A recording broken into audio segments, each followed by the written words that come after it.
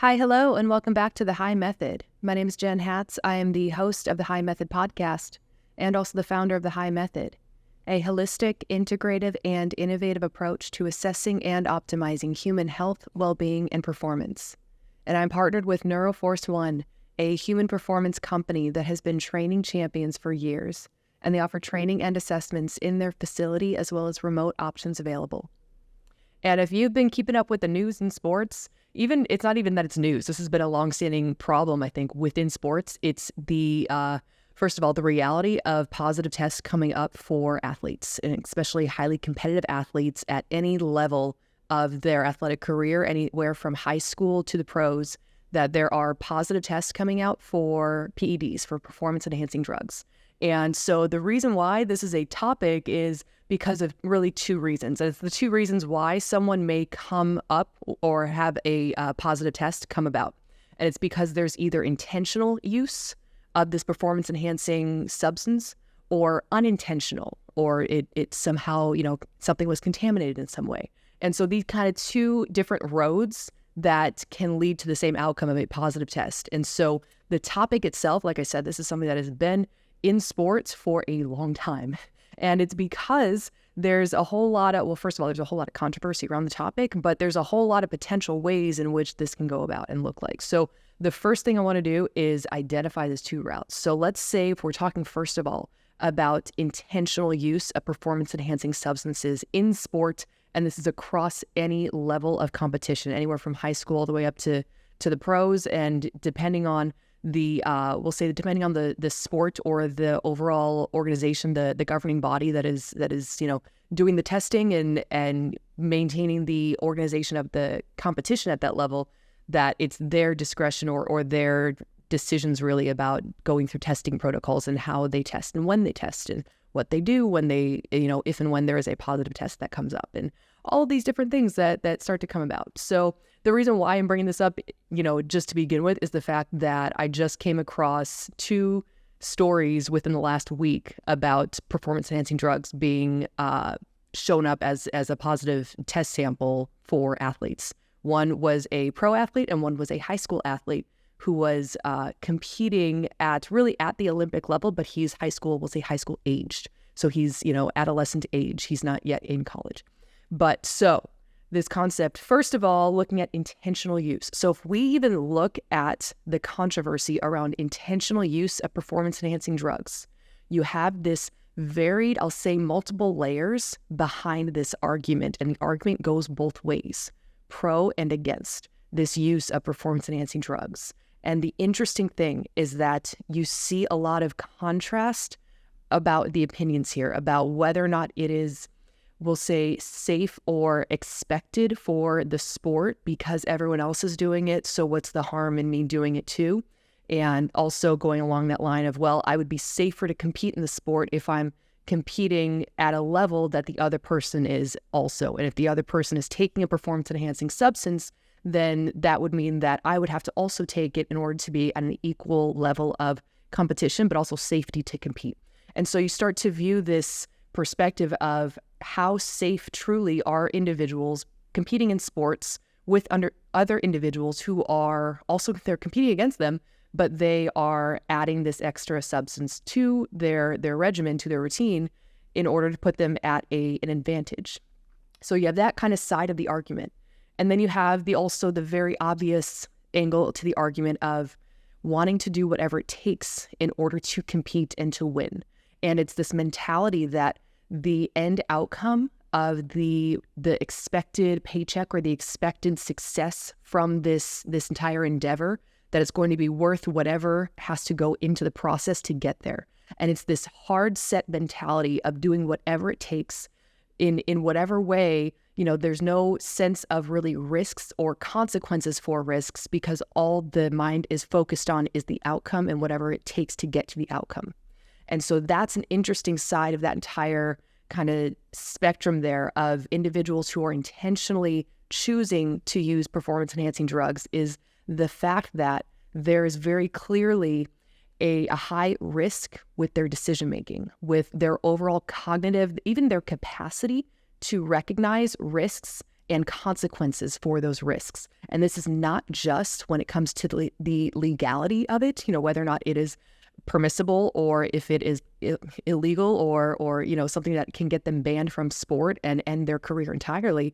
It's the fact that there's this complete blinder really being put on the risk to their health and the long-term effects, because the focus is so fixated on the short-term outcome of this paycheck or of this step of a successful career. And it's this driven, we'll say, like whatever it takes to get to that outcome, but it's because really it's this survival instinct that is kicking in. And survival is in the moment. Survival is short-term. It's I need to do whatever I can to survive right now. And the view of long-term, maybe chronic, maybe slower, more enduring risks or consequences goes out the window when all you're focused on is that immediate survival. And so this is where I think it gets interesting, because I think there's far more psychology behind those who are intentionally choosing to use performance-enhancing substances because of the fact that there's something within what they're experiencing in the now, right now, and also everything up until this point, where they're in this state of not only survival mode, but also this like risk aversion. They're not assessing risks and consequences appropriately. And so in those situations, I think it's not just the consequence of having a win taken away, having a medal taken away, having some sort of being banned from the sport for a couple of years, whatever the outcome is for having a positive test and because it's of intentional use. All of that is, one side of consequences that could be experienced for that individual. But I think what that type of individual would actually need in order to prevent this from occurring again is to truly go through therapy and to really understand why it is that they are moving through these different actions really on impulse, and where that decision-making has gone awry, and how to start to, unpack what's there so that way better decisions can be made to protect themselves long-term, because that's true survival, is to be able to sustain life, not just to try to get this next paycheck right now. So super interesting topic. I know I just got real deep into some psychology there behind maybe some of the mindset that could be at play with those who are intentionally seeking out these substances. Because again, it could be something to elevate competition and to give this perceived sense of safety or enhanced safety to compete with this idea that everyone else is doing it, so I need to do it too to compete. But also, like I said, with, trying to do whatever it takes just to win, just to get that paycheck because you feel like your life depends on it. So super interesting psychology on that side of things.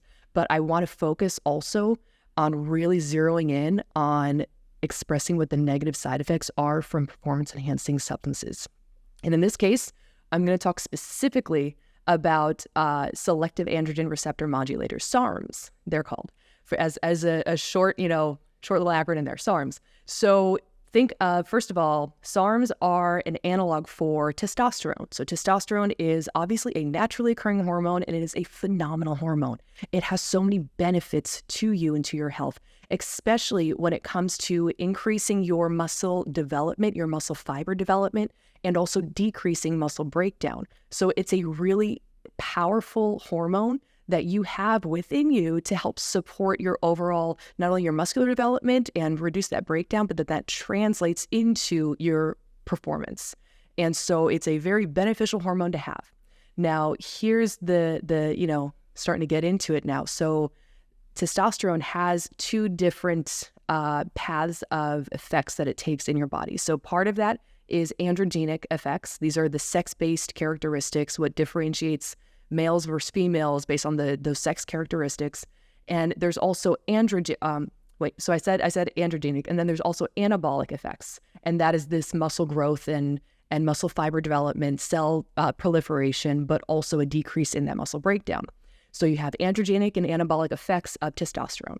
Now, SARMs, these are selective androgen receptor modulators. They are trying to mimic the anabolic effects and basically cancel out the androgenic effects. So that way you would get the benefit of the muscle development, the overall anabolic effects, without having it influence your sex-based characteristics. So that's the concept behind the SARMs and what they are, designed to do, what they're meant to do, kind of a thing.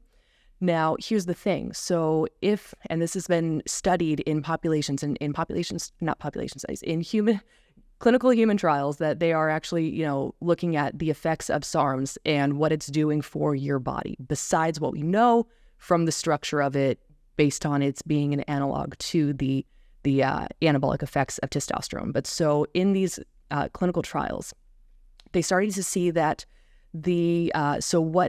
what it's doing, what SARMs are doing. So it's increasing your nitrogen absorption. So your nitrogen retention, sorry. So nitrogen comes from foods you eat, specifically foods that contain protein. They are providing not only amino acids, but part of those amino acids is nitrogen. And so the more that you can retain this nitrogen, that's actually what is helping with this cell growth and proliferation. And so this the use of these SARMs then, so it's increasing your nitrogen retention, and it's also increasing your cell proliferation, cell differentiation. But this is not specific just to your muscle cells. This is also within all the cells of your body and also your blood. So you also increase your red blood cell number and growth. You increase hemoglobin. You start to increase the thickness and density of the heart wall. So especially the left ventricle heart wall starts to get thicker and more dense, and your blood becomes thicker and more viscous. And so what they started to see was that there was also this increase in blood pressure, increase in contractility, and this increase in like I said, the thickness of the heart wall and the viscosity of the blood. And all this is putting an increased risk for specifically cardiovascular effects like heart attack or stroke, and even death, obviously. And this was all in as little as 4 weeks that they were seeing these changes in the blood and in the heart because of these changes in overall cell growth and proliferation, with a decrease in those cells breaking down. So this is where the dangers start to subliminally become a little more alarming, I'll say. Because what may seem like something that is a benefit to have, like, oh yeah, the testosterone is already a really great hormone for you and it's doing such benefits for you in your physical health. What could happen if we started to supplement essentially with this added analog to help, if anything, to increase this testosterone-like effects within your body? And the answer is you can start to have some downstream negative effects with what I just said with your cardiovascular health, but also with your overall hormonal health. So the more that you have testosterone circulating that is coming from an outside source, the more that is signaling for your own testosterone production to slow down. And also, you're going to increase your natural estrogen production to try to balance out the amount that is circulating. So you get this decrease in your natural testosterone production, an increase in your natural estrogen production. And all of this is going to have effects also on your overall muscle development and your bone density as well. So all of this to say that there's not only multiple things that are at play, but that you can end up having some downstream effects, because having that influence not only on cardiovascular health as little as 4 weeks, but then your endocrine functioning. And also this can play a role in your overall, really all of your systems, even your neurologic and cognitive functioning, because of these multiple ways in which estrogen and testosterone have effects on your body. And so the end outcome that I think everyone should take away from this is the fact that you already make hormones like in the most beneficial ways that are best for you if conditions are right. And the reason why I say if conditions are right is because there are certain things that are within your control that you have to engage in on a day and night basis in order to allow your body to be able to promote that hormonal production and that hormonal balancing, and that you have the appropriate hormone, we'll say concentrations circulating, and that the appropriate hormones that are active, and that the ones that are inactive are being removed from the body. So there's this entire balancing act really that has to take place when it comes to your hormones, your hormones. And because there are things within your control, at least, that we can start to look at, we can start to assess, first of all, our natural hormone production, and then we can start to identify what is it within our control across our diet, across our sleep, across our entire lifestyle and stress response, really, that could be impacting our hormone production or our ability to properly regulate the hormones that we do have circulating. So if you're interested to learn more about that, you can, I would say, like, share, and subscribe this because, and especially like subscribe, because I'm going to be putting out more episodes about that concept of what you can do so that way you can support your own hormonal production naturally. Now, all of that being said, so that's all based on intentional use of performance-enhancing drugs, and specifically the intentional use of SARMs, selective androgen receptor modulators, within what tends to be, the athletic population tends to be the ones who are, well, I'll say this, the athletic population are the ones who make headlines for this because of the fact that it is banned in sport. And it's very obvious that it's banned in sport because it's dangerous to the body, but it's also dangerous to the integrity of competition and the overall morals and ethics of competing and being safe to compete. Now, so all that being said on intentional use, here's the thing that I think is interesting is the unintentional or contamination of certain items that can lead to a positive test for performance-enhancing substances. And this is where I think, if anything, there's maybe even a little bit more controversy because of the fact that it, first of all, highlights whether or not we have trust issues across the board. And I'll get into that in a second, but it also shows that there are, in fact, like far more nuances than we ever could have imagined when it comes to being cognizant and aware of what it is that we're taking in. So when it comes to unintentional intake or unintentional dosing of something, right? If an athlete all of a sudden comes up with a positive test and they're like, I have no idea where that came from. I've only been taking XYZ supplements and doing my training and eating, and I have no idea. I've never even heard of that before. So now we start to view kind of the categories of where and in what ways could an unintentional exposure to this substance taken place. And in a lot of cases, the argument, at least on the front end, is the concept that some of the supplements that an individual is taking were in some way contaminated. And so I'll get into further detail on that in a second, but that's one of the latest newsworthy headlines that came out recently was that an athlete tested positive and immediately blamed the supplement company that provided him with supplements, saying that it was something in these supplements that must have been in some way contaminated, in some way had this ingredient in it, because I wouldn't have taken this otherwise. Now, the interesting thing about that is the fact that the supplement company that he's targeting is a very large company. And so he's like putting all of his eggs in this basket, blaming this large company for having contaminated supplements that gave him a positive test for an ingredient that is otherwise on the banned list of banned substances. Now, so as a side note to that, I will say that once I looked at the supplement that he was talking about and the specific substance that he tested positive for, I can kind of see that, well, the supplement that he was given was a recovery supplement. It's basically a tart cherry juice in gummies. So it's a very very simplified type of a supplement. There's really no possible way. And the effects that it's going to have is really to help with muscle recovery, maybe reduce muscle soreness a little bit, help to reduce some inflammation, give some antioxidants, and also help with sleep. But it's a recovery supplement. And the ingredient that he tested positive for was not in that category of recovery. It was instead something that is meant to alter your overall metabolism in the sense that it's helping to increase or create more efficiency with fat burning and to increase endurance capacity, really. So it's in a different category entirely from a recovery standpoint. And also he himself as an athlete is a sprinter. He's not an endurance athlete. So it throws up some flags to look at, like, okay, well, the supplement, first of all, would not become a better supplement because of that ingredient added to it, because it doesn't mix in the same effects that you would be looking for. So it doesn't make sense that ingredient would even exist in that supplement. But it also doesn't make sense that that athlete would intentionally take that ingredient because it doesn't fit what his type of sport is. So it's an interesting, really big question mark about like where and in what ways could this have come about, because now this is interesting. And on top of all this is a very large company that is basically being put on the pedestal right now, being put in the spotlight really about this entire situation. So I'm going to get into that in a little bit here. But so when it comes to this unintentional potential exposure, really based on contaminated supplements. So to give you kind of a big picture, simplified view, really, of how the supplement industry works. You have a very few number of manufacturers that actually have all of the ingredients. They house the ingredients. They are the ones that they're the main source of ingredients. And they also do a lot of the production of different supplements, different bottles or powders, whatever, pills or powders, different containers that you might have. That's all coming from very few manufacturers.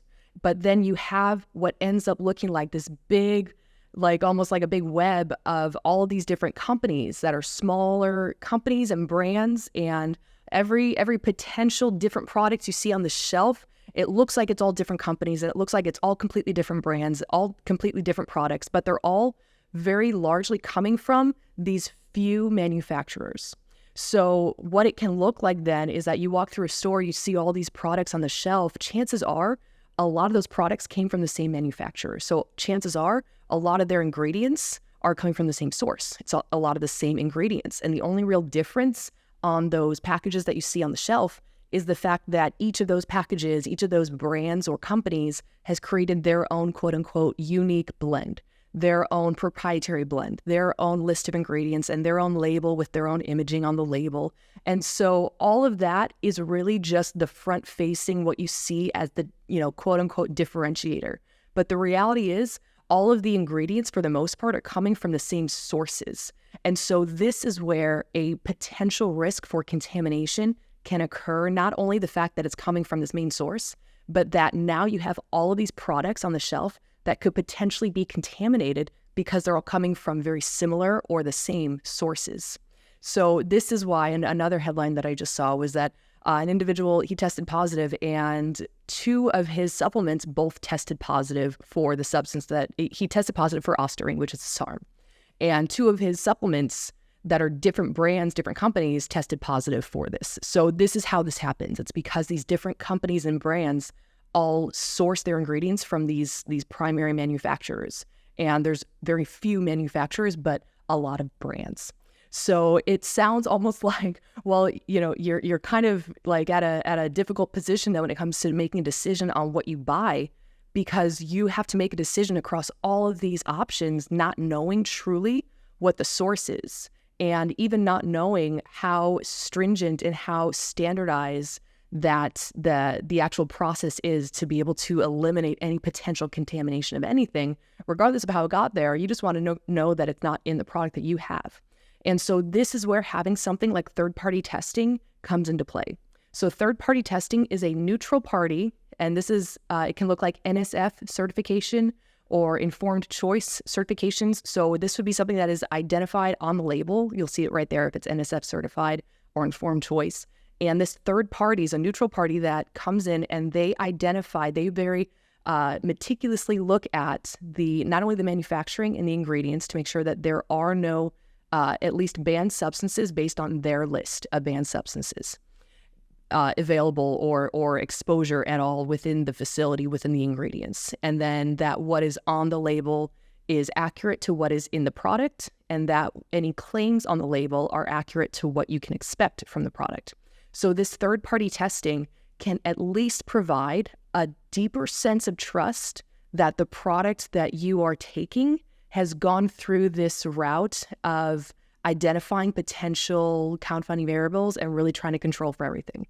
Now, that doesn't mean that there's absolutely no chance that something could end up in the end product that is contamination in some way or some sort of ingredient that shouldn't be there, because it's just there's these gates that have to get passed through, and there's not every single product is being tested on the spot like that, but you do at least have the added safety, or at least sense of safety of mind, if anything, that third-party testing, the company who went through that process to be third-party tested, they are now taking on a lot more responsibility on their shoulders, that the third-party testing is doing what it needs to do in order to ensure that the products that they're putting out are meeting the standards that they hold themselves up to.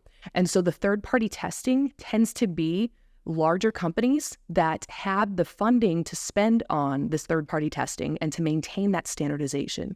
And it's also tends to be because those companies, not only do they have the funding to do this, but they also are very likely large enough companies that they have a lot at stake if something were to go wrong, if one of their products were to be contaminated and were to have this, very negative press and be potentially pulled from the market. That could be not only a loss of money for them, but that could be going out of business for them. So a larger company recognizes this and they take the steps to protect themselves as best as possible by protecting their products as best as possible. And so they will more than likely not only spend the money on this third-party testing, but they have the money to spend on third-party testing to protect their product and therefore protect the consumer. So that third-party testing, like I said, gives you that sense of trust that at least this is something that both you as the consumer and the company also want to ensure that this is a safe product. So chances are, if in this case, like an athlete tested and they received a positive test, but what they were taking was a third-party tested supplement, then there would be very strict testing of the supplement and of the company and making sure that everything meets the criteria that it needs to meet. But then if there was found that something happened within the mix there, then there's probably going to be a higher degree of leniency for the athletes because they were choosing a third-party tested product. So they were doing what they could do to be responsible, but also on the part of the company because they also were paying for this third-party testing and doing what they could do to try to protect the consumer and try to protect the product. So it's interesting how it's like having that added neutral party can help both ends of the spectrum there with the company and with the consumer. Now, here's the thing. So that third-party testing is not on all of these different products that you see out there on the shelf. In fact, all of the products, the majority of the products, are going to fall into the category of smaller companies who don't go that route of third-party testing. And it's because they may not have the funding really to do it. And so there's a lot more at risk. There's a lot more chance being taken. But if they don't have the funding to take on third-party testing, or if they just don't have the capacity for it, they're just still small and they have to get some traction. Now there's a higher risk for that product to be in some way contaminated. Not necessarily that the company is intentionally contaminating these substances, but rather that because there is less eyes overall, less, we'll say supervision overall in the process, that the chances of something happening even from the manufacturer side are that much higher. And so in these situations, you want to look at all of these smaller companies, smaller brands that don't have third-party testing. That means that there's that much more responsibility on both the consumer for choosing to take something that has not been third-party tested, has not gone through this approval process. And it's also an equal amount of responsibility on the company if they have not gone through enough standardization or supervision, oversight of their products, that it could be placing the health of the consumer at risk. So there's higher risk and higher sense of responsibility for both ends of the spectrum by not having third-party testing. So I hope that seals in for you to get something that is third-party tested, because regardless of whether you're a normal average, you're non-athlete, you're just trying to, take care of yourself, chances are that you're still going to have good quality products that are not at risk of containing anything that may be potentially harmful to you because it's going unnoticed. And so having that third-party testing is at least that added oversight and added supervision, really. Now, all that being said, so like I said, the headlines that came up was a lot of this kind of controversy about these supplements that were containing ingredients that tested positive. And so something that I just want to finish off with this topic is the fact that these different products are constantly coming out, and especially different products that can contain potentially different ingredients is this constantly rising trend. And there was actually a couple of years ago, there was an athlete, he was a football player, he was actually with Clemson. Right after season, he tested positive for Ostarine, and he and two of his other teammates tested positive for Ostarine. They obviously, made the claims no, I have no idea where it came from. I've never even heard of that. It probably came from this supplement that we were taking. They were all sharing a recovery powder. And so after further testing of not only that recovery powder, but then looking at other products that were already out there in the market on the shelf, the list of products that contain Ostarine that was the official list being put out by the FDA what all of a sudden increased up to, from what was like 36 products on this list, all of a sudden they increased it up to 60. And this is with just one sweep of investigating. They're like, we're going to take a look at these products and see.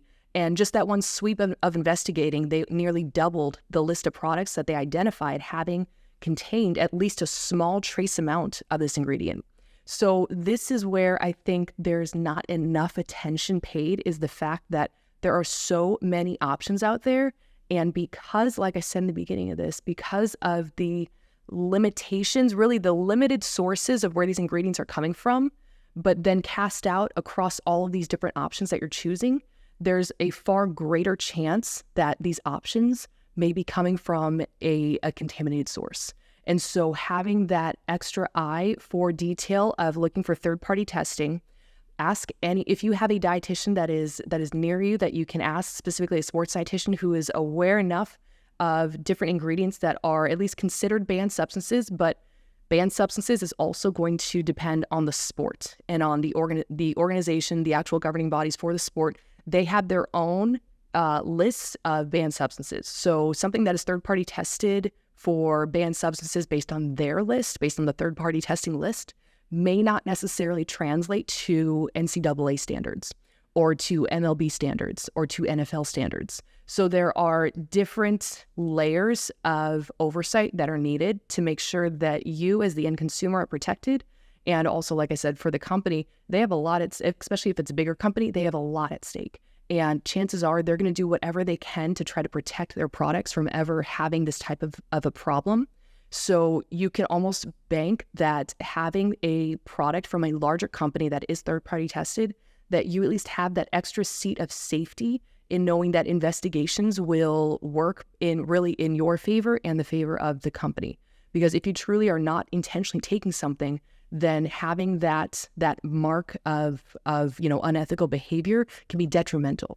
And so we want to kind of, view these headlines that come out probably from a more neutral standpoint, if anything, because there are multiple angles that could be at play and multiple potential, we'll say, outcomes that can come from it as well.